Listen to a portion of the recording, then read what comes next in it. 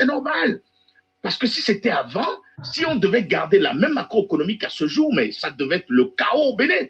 Nous poussons petit à petit. Et nous essayons de lutter contre l'entropie économique et naturelle que chaque pays est obligé de vivre.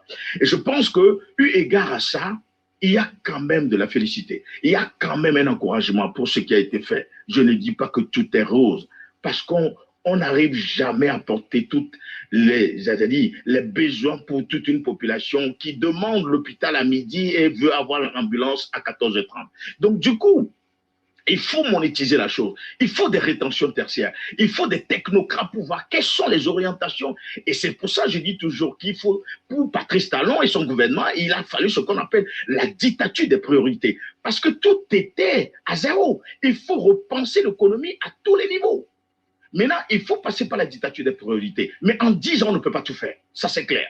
Maintenant, ça va continuer parce qu'au fur et à mesure que vous êtes en train de fermer d'autres, les trous, il y en a d'autres qui s'ouvrent derrière vous. Le trou de climat ne fait que monter. Vous avez lu le rapport du GIEC et les conséquences désastreuses que cela va engendrer dans les années à venir.